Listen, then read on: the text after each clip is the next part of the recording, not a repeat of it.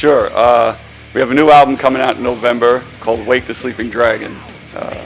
We recorded it, 2-3 months ago?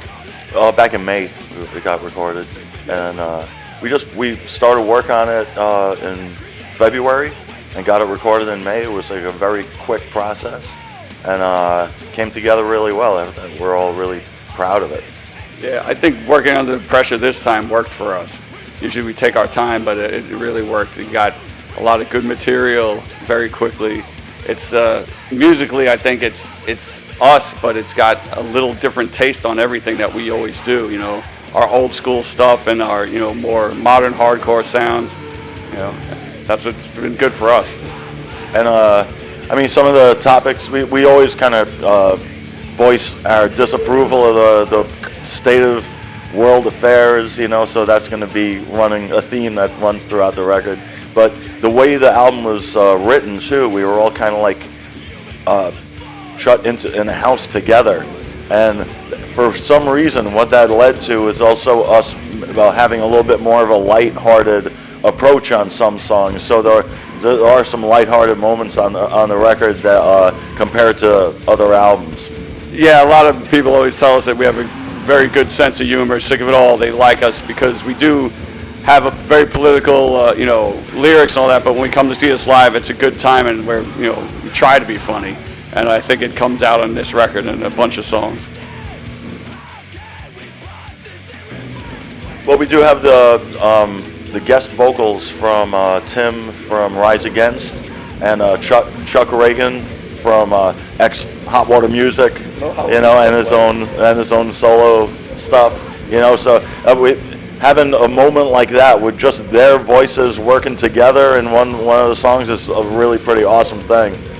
So there's that, and then we also have some. One of the songs is it's a very kind of heartfelt song about a couple of our friends who we lost recently. And that song is also a pretty big musical departure for us, so that'll be a surprise. I think it sounds great. Yeah, it came out very good, and the way Pete wrote the lyrics for the two friends of ours that passed away was, we were going to do it anyway. Whether it's funny, we write, and we always used to try to write just to please, or what would the audience like? But it's better to write to please yourself, like what we think you want to be proud of. Say if that was your last album, what would you write? And I think was one of the ways we approached the record too. Yeah, I mean, we were young and it was all brand new to us. The camaraderie, the family. I miss CBGB's because it was like the center of it all. I mean, there were other clubs, Wetlands, Coney Island High, and they were all great too. But it was mostly the same people going to all those shows. That's what I miss is having a center. Like every Sunday we could go to CBGB's, no matter who was playing, and you see all your friends from upstate, from Pennsylvania, from all different parts of the tri-state area. That's what I miss. I mean, and I love the shows. They were great, always wild. There was a real sense of community coming out of New York at that time. Everybody. Having that meeting place just made everybody converge on the same spot every weekend, and it was like one of those hotbeds of music that you see. Like anytime there is a hotbed like that, there's a style that comes from it. Like the same thing happened in Seattle with the grunge movement. Anytime there's like a big convergence of people. Where they have a musical community, there's a lot of stuff that comes out of it. It's always like very kind of productive. Yeah, and you can see that it gave birth to different genres, and it kept going. It kept going. It went from just straight New York hardcore to more metallic stuff to you had bands like Quicksand and that who went on to influence the Deftones and other bands like that. And it was a hotbed, like Armand said, for creativity.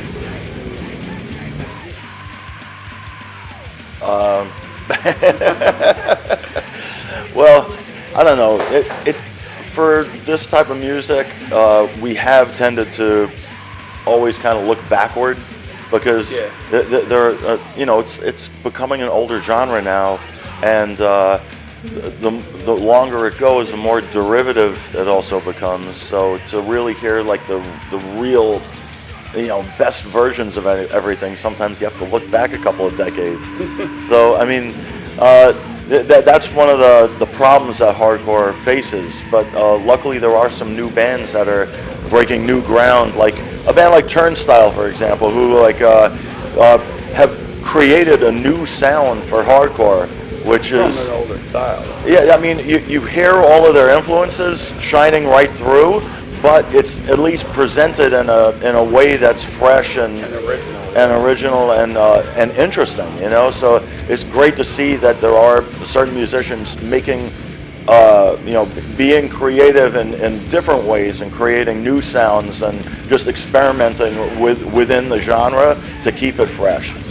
Yeah, it's like, if you hear the Turnstile record, like if we listen to Turnstile record, we go, wow, that's good. We can, like you said, you hear the influences of Leeway, of Snapcase, all these bands, but they do it in such a way that they make it their own and they take it to another level.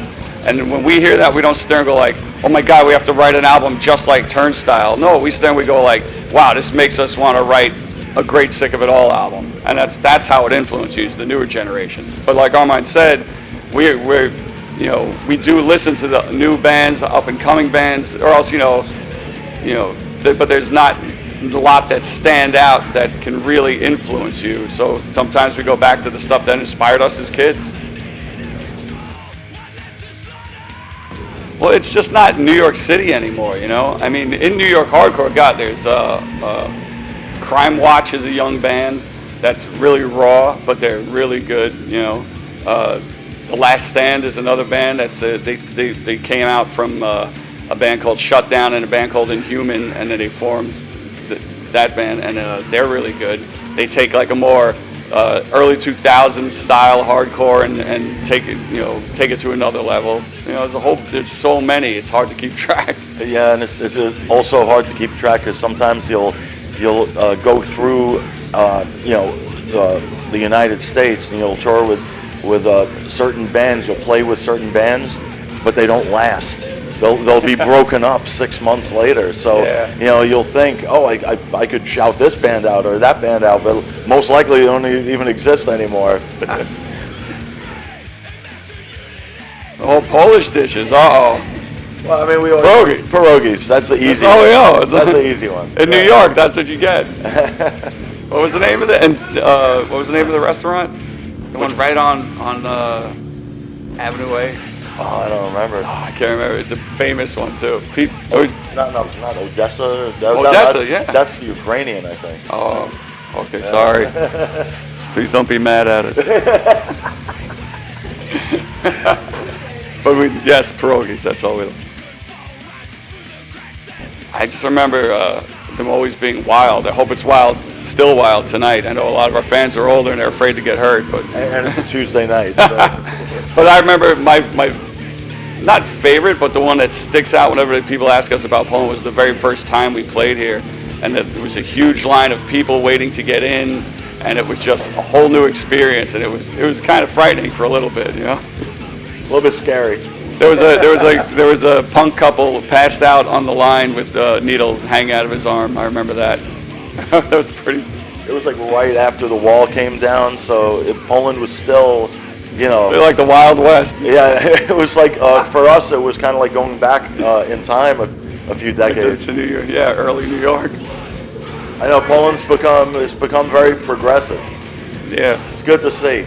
And it's nice not to have those kind of roads anymore, too. Because the rough roads. Yeah. And we got vegetarian food tonight. Yeah. The first time we played Poland, there was no vegetarian food, and our road manager, he was vegan. He goes, "What do you have for vegans?" And the guy left the room, and he came back, and he brought a handful of radishes and put them on the table. Like covered in dirt. He pulled it right out of the ground. That's There you go. Food. There you go. Thank God I wasn't vegan then. I mean, if they enjoy aggressive music, it fits right in with everything else. And I think that, it's even more accessible than metal or whatever. I'm not putting any of that stuff down. I'm just saying, I understand every generation has their own form of rebellion. Kids, they don't want to listen to what their parents listen to.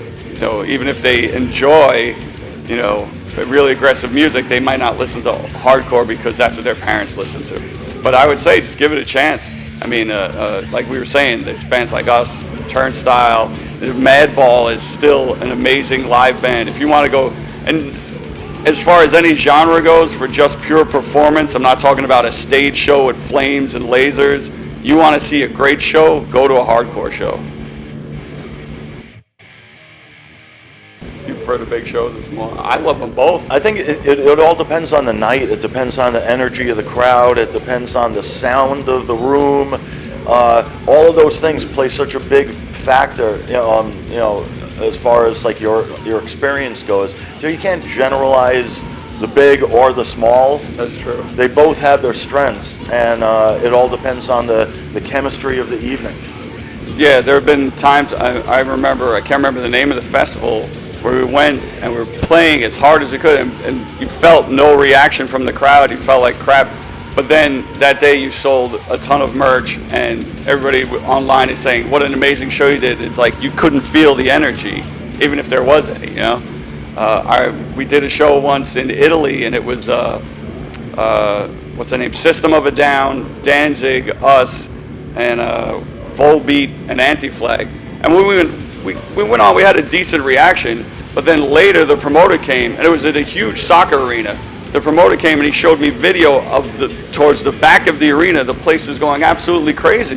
It's like you couldn't feel that, But I do love the big crowds. It fuels your rock star fantasy. Give him the word. Speak in Polish. Oh, I can't speak in Polish. But I would like to thank the Polish fans for their years of dedication and still coming out to see us, still listening to our music. It's always great to know that we have friends here. Yes, exactly what he said. You guys treated us, great for decades. So hopefully it continues.